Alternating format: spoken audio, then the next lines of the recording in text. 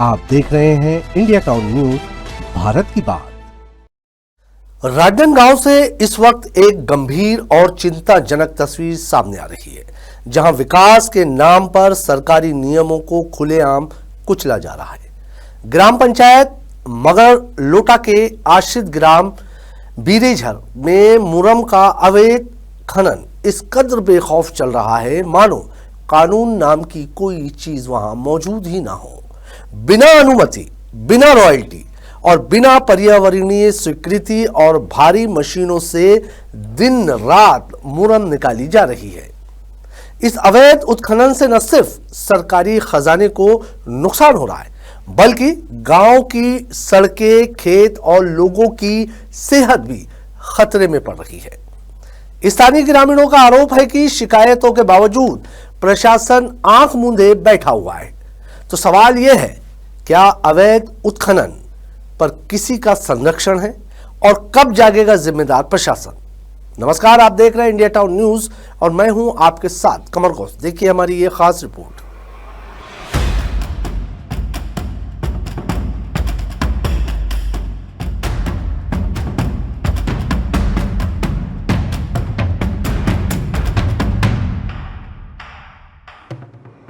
ये तस्वीर है राजनांदगांव जिले के ग्राम पंचायत मगर लोटा के आश्रित ग्राम बीरेझर की। यहाँ मुरम का अवैध खनन खुलेआम किया जा रहा है। भारी भरकम मशीनें जमीन को छलनी कर रही है और ओवरलोडिंग वाहन दिन रात मुरम ढो रहे हैं। स्थानीय ग्रामीणों का कहना है कि यह खनन कार्य किसी भी प्रकार की वैध अनुमति या पर्यावरणीय स्वीकृति के बिना किया जा रहा है और अवैध खनन का सबसे ज्यादा असर गांव के आम लोगों पर पड़ रहा है। ओवरलोड वाहनों के कारण कच्ची और पक्की दोनों सड़कों की हालत बुरी तरह खराब हो चुकी है। धूल गर्द के चलते बुजुर्गों और बच्चों को सांस की बीमारियों का सामना करना पड़ रहा है।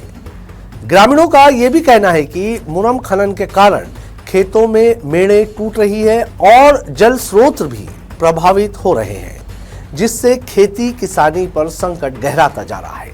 नियमों के अनुसार ग्राम पंचायत क्षेत्र में किसी भी प्रकार के खनन के लिए खनिज विभाग से अनुमति लेना, रॉयल्टी या भुगतान करना और पर्यावरणीय मानकों का पालन करना अनिवार्य है।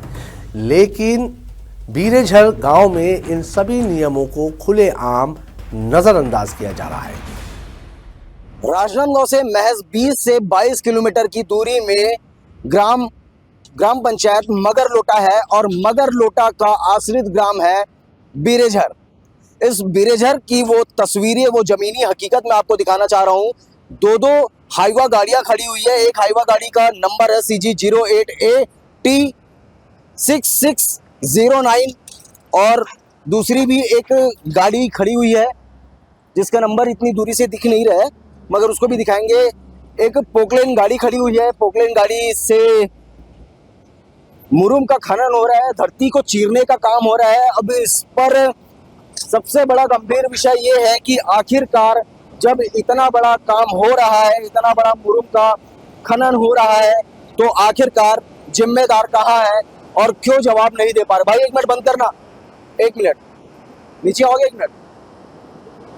1 मिनट के लिए नीचे आ जाओ, 1 मिनट के लिए आ जाओ, आपसे बात करना है। 1 मिनट के लिए बस नीचे आ जाओ, बात करेंगे और वो सारी चीज़ों को, सारी हकीकतों को जानने की कोशिश करेंगे। ये पोकलेन मशीन किसका है? ये गौरी ट्रेडर्स का है। गौरी ट्रेडर्स जी। यहाँ कब से खनन कर रहे हो?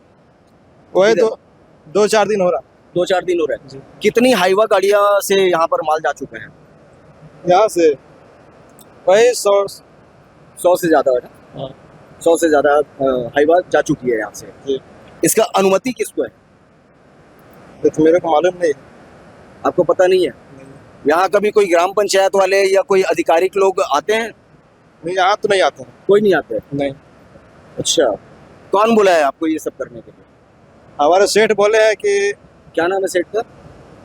सेठ के सुमित क्या लिखते हैं आगे? सुमित शर्मा जी। जी। तो सुमित शर्मा जी ने आपको जब यहाँ पर भेजा काम करने के लिए, तो आपको वो अनुमति की कागज नहीं दिए क्या कि इसका खनन करने के लिए अनुमति लगती है शासन से? हम लोग को कुछ नहीं बोले। कुछ नहीं बोले, बस जाइए और कर लीजिएगा। जी मेरे पास रॉयल्टी है वही बोले।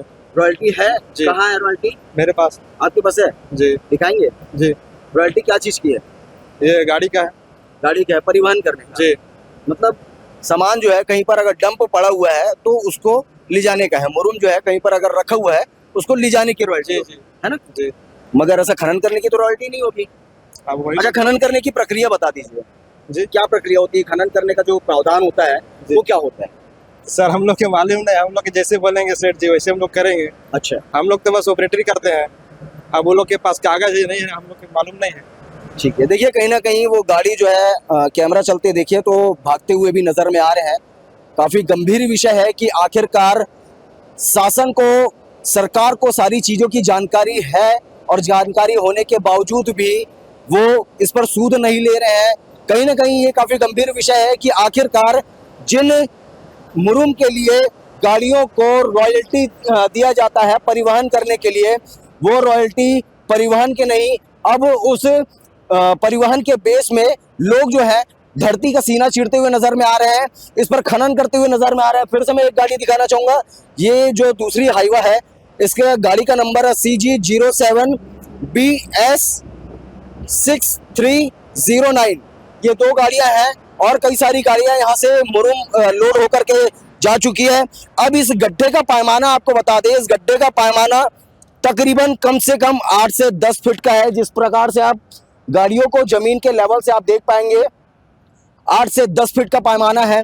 और इस पैमाने में अगर कोई खेती किसानी के लोग खनन करवाते हैं तो नियम ये कहता है कि केवल 3 फीट तक ही इसका खनन किया जा सकता है। 3 फीट से अधिक का नियम के दायरे के बाहर में आता है। अब देखना तो ये होगा कि यहाँ के ग्राम पंचायत के लोग, सरपंच, सचिव, तमाम लोग क्या कहते हैं और प्रशासनिक अमला इस पर से किस प्रकार कार्रवाई करती है। कहीं ना कहीं सोचने का विषय ये भी है कि एक ये मेड़ बनाया गया है, बाउंड्री वॉल है, क्या चीज का है ये सामने जाने के बाद समझ में आएगा। और उससे लगा हुआ ही यहाँ पर खनन किया जा रहा है, तो ये भी गंभीर विषय है कि अगर यहाँ पर पास में ही खनन कर दिया जाए तो खनन करने के बाद ये जो बाउंड्री वॉल है वो कभी भी गिर सकता है, कभी भी भसक सकता है। ना तो खनन की कोई वैध अनुमति दिखाई देती है, ना ही रॉयल्टी भुगतान का कोई प्रमाण और ना ही पर्यावरण संरक्षण के कोई इंतजाम।